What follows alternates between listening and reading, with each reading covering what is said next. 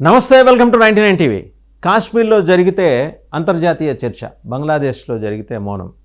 Pahalgam attack తర్వాత కాశ్మీర్లో మానవ హక్కుల హననం జరిగింది కాబట్టి టెర్రరిస్టులు, స్వాతంత్ర పోరాట యోధులు అక్కడికి వచ్చేసి హిందువుల ప్రాణాలు తీశారని మాట్లాడి వ్యాఖ్యానించి వార్తలు రాసిన అంతర్జాతీయ మీడియా ఈరోజు ఆ అంతర్జాతీయ మీడియా కళ్ళని ఏమన్నా కాకెత్తుకుపోయిందా? మరి బంగ్లాదేశ్లో జరిగితే ఎందుకు మౌనం? బంగ్లాదేశ్లో ఒక హిందూ యువకుడిని పోలీస్ స్టేషన్ నుంచి బయటికి లాక్కొచ్చి ఈడ్చుకుంటూ తీసుకెళ్ళి కర్రలతో బాదుకుంటూ తీసుకెళ్ళి చచ్చిపోయాడని నిర్ధారించుకున్న తర్వాత కూడా చెట్టుకు కట్టేసి పెట్రోల్ పోసి నిప్పంటించిన ఒక దురాగతాన్ని ఈరోజు అంతర్జాతీయంగా ఎవరు మాట్లాడకూడదు అనుకుంటున్నారు. కారణాలు అనేకం. వాటి గురించి చూస్తే, వాటి స్పందన చూస్తే కాశ్మీర్లో ఏ చిన్న సంఘటన జరిగినా వెంబడి అలర్ట్ అయిపోతారు. యునైటెడ్ నేషన్స్ ఆర్గనైజేషన్, అలాగే United nations human rights council ఎక్కడెక్కడి నుంచో వచ్చేస్తారు. తెల్ల కోట్లు వేసుకొని కళ్ళద్దాలు పెట్టేసుకొని గంభీరమైన వాక్యాలు పలుకుతూ ఉంటారు. ఇది మేము ఖండిస్తున్నాం, దీన్ని మేము ఖండిస్తున్నామని. మరి దీన్ని ఖండించడానికి నాలికలు ఎవరైనా కోసుకొని తీసుకెళ్లారా ఈ బంగ్లాదేశ్ వాళ్ళు? దాని గురించి ఎందుకు మాట్లాడరు? ట్విట్టర్లో యుఎన్లో చర్చ జరుగుతుంది. కాశ్మీర్లో ఏమైనా జరిగితే ట్విట్టర్లో ట్రెండ్స్, మళ్ళీ థ్రెడ్స్, దాని తర్వాత అంతర్జాతీయంగా నివేదికలు తయారవుతాయి. సాయంత్రం వండి వార్చేస్తారు. వాషింగ్టన్ పోస్ట్ రాస్తుంది, న్యూయార్క్ టైమ్స్ రాస్తుంది, అల్ జజీరా రాస్తుంది, చూపిస్తుంది, CNN చూపిస్తుంది.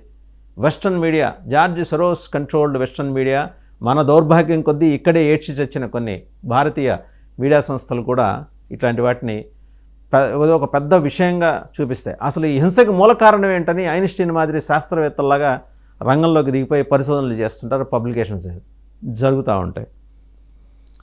యాదృచ్ఛికం, ప్రాణాలు పోయిన, ఆలయాలు ధ్వంసమైన, హిందువుల ఇళ్ళు తగలబడిన దాని మీద మాట్లాడరు.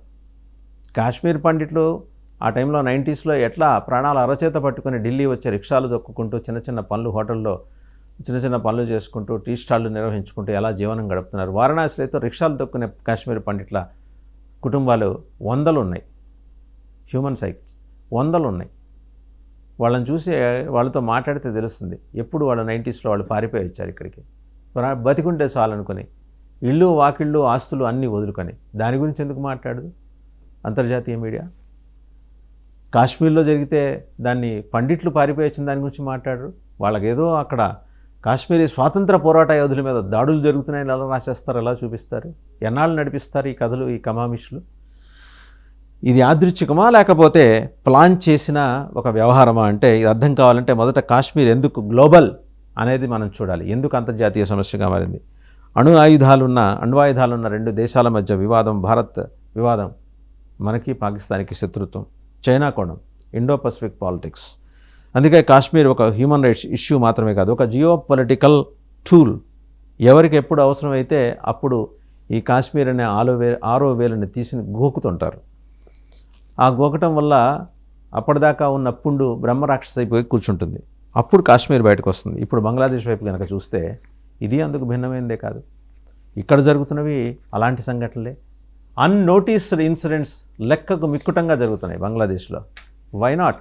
మనం ఎందుకు మాట్లాడలేకపోతున్నాం? ఇవాళ ఈ హింస ఎవరి మీద? మైనారిటీ హిందువుల మీద. ఎవరు బాధితులు? సంఖ్యలో తక్కువ, శక్తిలో బలహీనులు. ఇది గ్లోబల్ పవర్ సెంటర్లకు ఎలాంటి లాభం వస్తుంది? ఎందుకు మాట్లాడాలి గ్లోబల్ పవర్ సెంటర్స్ దీని మీద? They are unnoticed in number. వాళ్ళ గురించి ఏంటి? తక్కువ సంఖ్యలో ఉన్న, ఏమాత్రం శక్తి లేని వాళ్ళు, ఏ రకమైన శక్తియుక్తులు లేని వాళ్ళ గురించి మాట్లాడేదంటే వాళ్ళు బతికితే ఎంత, చస్తే ఎంత. అదే మీ దేశంలో ఒక మనిషి ప్రాణానికి మీరు ఇచ్చే విలువ పక్క దేశాల్లో మైనారిటీల మీద జరుగుతున్న దాడుల మీద, మీరు అనుకునే మైనారిటీలు కాదు, సహజ సిద్ధంగా మైనారిటీలుగా ఉన్న వాళ్ళ మీద దాని ఎందుకు మాట్లాడరు?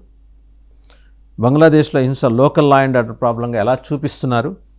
ఇక్కడే అసలు డబుల్ స్టాండర్డ్ మొదలవుతుంది. కాశ్మీర్లో బాధితులు ఎవరో కంటే అక్కడ ఎవరి ఇంట్రెస్ట్ ఉందో ముఖ్యమైన ఉద్దేశం. పండిట్ నెహ్రూ బాగా ఆలోచించి వివేచనతో తీసుకున్న నిర్ణయం కారణంగా తలెత్తిన ఈ ఉపద్రవాన్ని ఇవాళకి మనం భుజాల మీద మోసుకుంటూ వస్తున్నాం. 370 రద్దయినప్పటికీ బంగ్లాదేశ్లో బాధితులు ఎవరో తెలిసినా అక్కడ ఎవరికీ లాభం లేదని మౌనం. అక్కడేమో ఇంట్రెస్టులు బాధితుల గురించి మాట్లాడాలంటే, ఇక్కడ ఎవరికీ లాభం లేదు. ఇప్పుడు మీడియా పాత్ర గురించి మాట్లాడితే అంతర్జాతీయ మీడియా సంస్థలు ఏ వార్త కవర్ చేస్తాయో అనేది ఒకసారి విశ్లేషించాలి. వార్త విలువ కాదు, స్ట్రాటజిక్, వ్యూహాత్మకంగా దానికి విలువ ఉందా లేదా రాసే అక్షరానికి. ఇది పాశ్చాత్య మీడియా. అక్షరాన్ని డాలర్తో తూకం వేసి మరీ రాస్తారు వాళ్ళు అక్కడ. కాశ్మీర్ అంటే భారత్పై ప్రశ్నలు వేయచ్చు, డిబేట్లు పెట్టచ్చు, డాక్యుమెంటరీలు తీయచ్చు. బంగ్లాదేశ్ అంటే ఇది మత ఘర్షణ అని ముద్రేస్తే సెన్సిటివ్ అవుతుందట. ఎవడు చెప్పాడండి? అసలు ఏమాత్రం సంబద్ధం కానీ అసంబద్ధ వాదనని ప్రకటనల ఆదాయం దెబ్బతింటుందట. పశ్చిమ దేశాల్లో రాజకీయాల ఒత్తిడి ఉంటుందట. ఖచ్చితంగా ఒత్తిడి ఉంటుంది. 57 ఇస్లామిక్ దేశాల నుంచి వస్తున్న రా ఫండింగ్ ఆగిపోతుంది. మీడియా సంస్థల్ని నడుపుతున్న, మీడియా సంస్థలకి ఇంధన చోదక శక్తిగా ఉన్న royal families, Qatar royal families వాళ్ళు డబ్బులు పంపించడం ఆపేస్తారు. అది అందుకే సైలెంట్గా స్కిప్ అయిపోతున్నారు. యూఎన్ కూడా ఇదే పద్ధతి. ఓఎల్ఎక్స్ బ్యాచ్ అంతా అక్కడ వెళ్ళి కూర్చుంది. వాళ్ళకి ఏముంది, వాళ్ళ జీవితాలు అయిపోయినాయి. వాళ్ళు చూడాల్సినవన్నీ చూశారు, అనుభవించాల్సినవన్నీ అనుభవించారు. ఒకసారి యూఎన్ఓ మీటింగ్ అంటే కోటు బూటు సూటు వేసుకొని వస్తారు, వింటారు, కాసేపు మేము దీని మీద చాలా సీరియస్గా ఆలోచన చేస్తున్నామని ఉమ్మడి ప్రకటన ఒకటి ఇస్తారు, వెళ్ళిపోతారు. బంగ్లాదేశ్ మీద సిచ్యుయేషన్ ఈజ్ బీయింగ్ మానిటర్డ్. ఇది ఇప్పుడే అన్నాం కదా, యూఎన్ చెప్పే మాట ఇది. మానిటర్ చేస్తూ ఎంతమంది చనిపోతే యాక్షన్ తీసుకుంటారు. దీనికన్నా లెక్క జమా పత్రం ఉన్నాయా యూఎన్ఓ దగ్గర? ఎంతమంది చనిపోతేనే ఈ సమస్యని తీవ్రంగా చూడాలనే భావన ఏదైనా ఉందా యూఎన్ఓ దగ్గర? ఇదే ప్రశ్న. ఇంకో కీలక కోణం ఏంటంటే narrative control, narrative building, narrative control, wrong narratives, false narratives and marketing of false narratives and wrong narratives. ఇది యుఎన్ఓలో ఉండే సభ్య దేశాల్లో అగ్రరాజ్యాలని మిడిసిపడే 4-5 దేశాలకు ఉంది. ఆ ఫాల్స్ నెరేటివ్ని బలంగా జనంలోకి తీసుకెళ్ళడానికి వాళ్ళ చేతిలో మీడియా ఉంది. కాశ్మీర్లో కథ ఎవరు చెప్తారు? పాకిస్తాన్ పశ్చిమ లాబీలు, ఎన్జిఓ నెట్వర్క్. బంగ్లాదేశ్ హింస కథ ఎవరు చెప్తున్నారు? బాధితులే. పాకిస్తాన్లో కథ ఎవరు చెప్తారు? కాశ్మీర్ కథ ఎవరు చెప్తారంటే పాకిస్తాన్ చెప్తుందిట, వెస్ట్రన్ లాబీస్ చెప్తాయట, ఎన్జిఓస్ నెట్వర్క్స్. మనకున్నారు కొందరు, పేర్లు తీసుకోవడం అనవసరం. వాళ్ళకే రామన్ మెగసెసే అవార్డ్స్ వస్తాయి, దాన్ని కంట్రోల్ చేసేది సిఐఏ. వాళ్ళకే నోబెల్ ప్రైజులు వస్తాయి, దాన్ని కంట్రోల్ చేసేది స్వీడిష్ నోబెల్ కమిటీ. ఈ బాధితులకు, బంగ్లాదేశ్ బాధితులకు అంతర్జాతీయ వేదిక లేదు. ప్రధానంగా ఇక్కడ కనిపిస్తుంది. నెరేటివ్ లేకపోతే న్యాయం కూడా ఉండదు. ఆ నెరేటివ్ని ఎవరో ఒకళ్ళు ఎప్పుడో ఒకప్పుడు చాలా బలంగా తీసుకెళ్ళినప్పుడే వాళ్ళ బాధ ఏంటి, వేదన ఏంటి అనేది జనాలకు తెలుస్తుంది. ప్రపంచ రాజకీయాల్లో ప్రతి బాధ విలువ ఒక్కటిగా ఉండదు. ఎందుకంటే బాధితులు రిప్రజెంట్ చేస్తున్న దేశాన్ని బట్టి ఉంటుంది. కొన్ని బాధలు హెడ్లైన్స్ అవుతాయి, కొన్ని బాధలు హిస్టరీ ఫుట్ నోట్స్గా మిగులుతాయి. చరిత్రలో చాలా సంఘటనలో అన్సంగ్ హీరోస్ ఉంటారు. వాళ్ళ గురించి ఎవరో ఎక్కడో ఒక గొప్ప చరిత్రకారుడు తవ్వి తీస్తే కానీ చెప్పుకోలేం. మనకు కన్నెగంటి హనుమంతున్నాడు. హనుమంతు గురించి ఒక 30-40 ఏళ్ల క్రితం వరకు ప్రముఖ హిస్టోరియన్ హనుమంతరావు గారు రాసేదాకా బయట ఎవరికీ తెలియదు ఆయన చేసిన త్యాగం. అలాంటి అన్సంగ్ హీరోస్ కశ్మీర్లో ఉన్నారు, బాధితులు. అలాంటి అన్సంగ్ హీరోస్ అక్కడి నుంచి మైగ్రేట్ అయ్యి వచ్చి యూపీలో, మధ్యప్రదేశ్లో, చివరికి ఇటు తెలుగు రాష్ట్రాల దాకా వచ్చి చిన్న చిన్న కూలి పనులు చేసుకుంటున్న వాళ్ళు ఉన్నారు, వెల్డింగ్ వర్కర్స్ లాగా ఉన్నారు.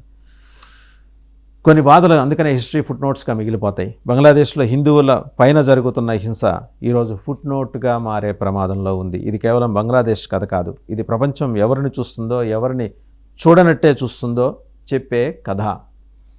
చివరి ప్రశ్న ఏంటంటే, ప్రపంచం కాశ్మీర్ని చూస్తోంది, బంగ్లాదేశ్ని చూడటం లేదు. ప్రపంచానికి ఒకటే కన్ను ఉంది, ఆ ఒక్క కన్నుతో ఒక కాశ్మీర్ని మాత్రమే చూస్తుంది. రేపు ఇంకెక్కడైనా ఇదే జరిగితే అప్పుడు కూడా మనం ఇదే మౌనాన్ని అంగీకరిస్తామా? ఇక్కడ మనం అంటే ప్రపంచ దేశాలు, ప్రపంచ పోలీస్.